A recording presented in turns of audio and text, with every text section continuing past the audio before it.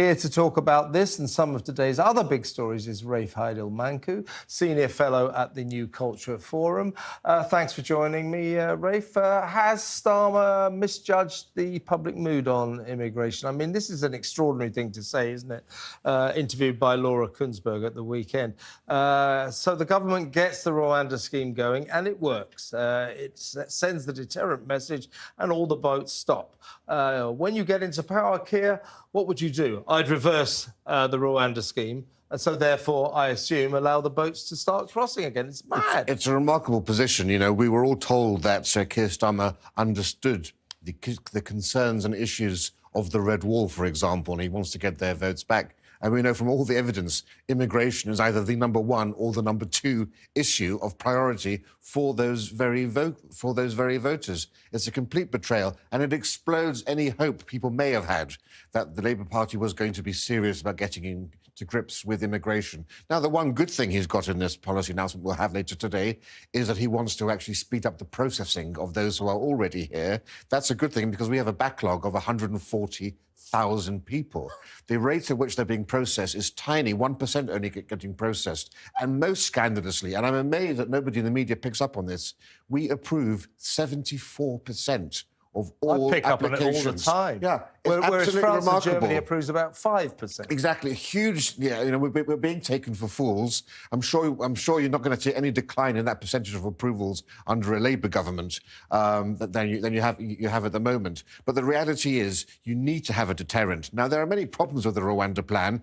Primarily the fact that it's being clogged up in the courts by refugee groups and by activist lawyers. But on principle, it's an excellent policy. My own preference, actually, was to use one of the British overseas territories. That way you would negate any need for clog things up in the court if we were in charge. The Ascension Islands, a wonderful idea to set up there a migrant camp and a migrant processing centre using a cruise ship moored off the coast of Britain to actually pick up all immigrants, all migrants, asylum seekers, put them onto the cruise ship. When it's full up, you sail it down to the Ascension Islands and you build the infrastructure there, just as the Australians did with Nauru, which was also thousands of miles away from Australia. That would have been a far better proposal. But, you know, one of the other great problems is that in this proposal of Keir Starmer that we'll hear today, his main focus seems to be upon tackling the gangs that are facilitating these crossings. And the reality is that is the worst thing you can focus on because there will always be another gang to fill it up. And the fact that he actually doesn't understand the fact that there are many more gangs waiting in the wings to fill those vacant spots proves that they simply don't have a clue. And these are such basic facts that it leaves me in a state of dismay as to what's going to be in the next term of office if it is a Labour government. Indeed. Now, right now, the Supreme Court is sitting in judgment. We await its verdict with bated breath. I mean, in the next couple of days, we should get a decision, which will be a game changer. If the Supreme Court says the Rwanda scheme can go ahead, I mean, I'm assuming that pretty soon after that, we'll start taking planes off for Eastern Africa. Do you expect... What do you think the verdict will be? Will it be yes or will it be no? Well, this is the third day of the deliberations. We're not going to get a ruling until November, even though this is the final day. But the government is cautiously optimistic of a victory. Lord Reid, who's president of the Supreme Court, has previously expressed his dismay at the overreach of the European Court of Human Rights and the overreach of human rights legislation. His deputy, Lord Hodge, similarly inclined. So there's every reason to believe that the government will win. But the earliest we can imagine flights actually taking off, if there is a win for the government, is in February. But even in February, things aren't necessarily going to be over because the European Court of Human Rights... Wait a second.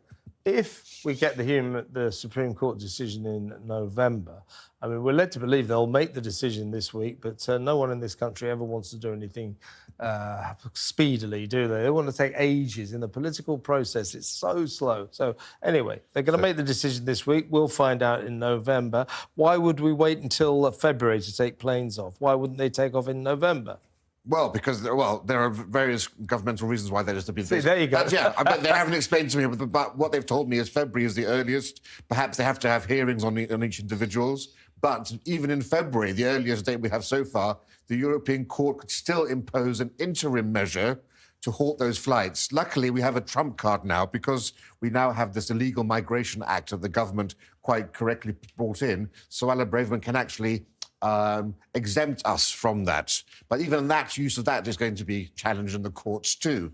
And all the time we're getting closer and closer to the election, and the Tories were counting on there being a good number of migrants being transported to Rwanda in time for the general election, and it looks ever more likely that there'll be a trickle, if any at all, going by that point. Why don't we just leave the European Convention on Human Rights? Then we could take the planes off whenever we want, like the sovereign nation that we voted for. It's a very attractive idea. Unfortunately, as much as I like it too, the problem is it's tied into the Good Friday Agreement in Northern Ireland, and also our new trade and cooperation agreement we have with the EU would make things like extradition and criminal and dealing with criminals far more complicated. We do have this trump card through the Illegal Migration Act that can exempt us from rulings. I just hope that that goes through unchallenged. Yeah, well, the interesting thing is that Suella Braverman, the Home Secretary, Kemi Badenoch, the Business Secretary, have both come right out and said it. We should leave the European Convention on Human Rights, make our own sovereign decisions. Prime Minister comes in and says we should use the clause in the Illegal Immigration Act that would allow us to overrule the ECHR. Now, I'm thinking if we try to overrule a decision by the ECHR, all hell will break loose. I think we should just leave. Prime Minister... All hell will definitely break loose either way we go about that. That's true. I think more important, actually, is we need to actually revisit the institutions and the conventions that were established after World War II that got us into this mess. The 1951 Convention on Refugees, for example. These were all designed for at a time when migration didn't cross over continents, but happened within regions, you know? And fully understandably, we needed to accommodate the Poles and the Jews and others who were displaced and couldn't return back to the communist Eastern Europe, for example. But we're in a different world altogether now. We need to get rid of that and devise a new convention on refugees that's fit for the 21st century and ideally limits migrants to within the region. So if you are migrants from Africa, you are rehoused within Africa. Yes, exactly. And Suella Braverman, of course, had a point. Why are we governed by a convention on refugees formed by the United Nations in 1951. It was to deal with the people who were made homeless, refugees in the slipstream of World War II, 1951. And that's what governs our migration policies. That is ridiculous. She's got a good point there. OK, Mike, listen, I'm really glad you're back in the Labour fold. You're obviously happy about that. Good to spar with you. Yes. Great to talk to you. Thank you very much. OK, right, thank you. That's Mike Gapes, former Labour MP, up there in Liverpool. So, all happening. Well, Rafe, why did he get my point? It's fairly obvious. I don't know, the level of naivety is, you know, it's amusing and depressing in equal measure.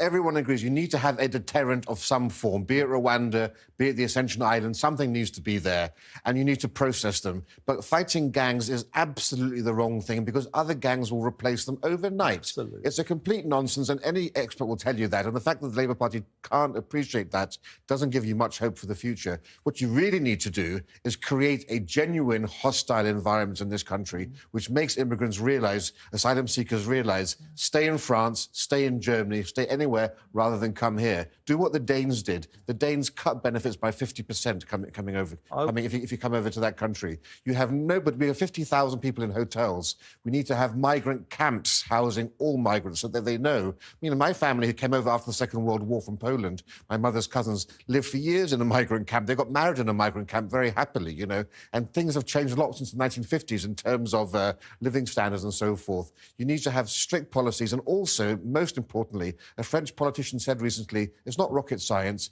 make Britain less attractive than France. That means crack down on the black market employment in this country, where it's far easier for people to disappear into the underground economy, and also crack down on landlords who don't check those people who are living with them. France is much better at doing that. That's one of the drivers of people to come over here. There's so much that could be done, and the Labour Party isn't willing to address them. Absolutely, and Keir Starmer will not be running on this ticket. I will reverse the Rwanda scheme. He won't mention that again because that was incoherent. Rafe Heydel-Mankoo, thank you so much for coming in.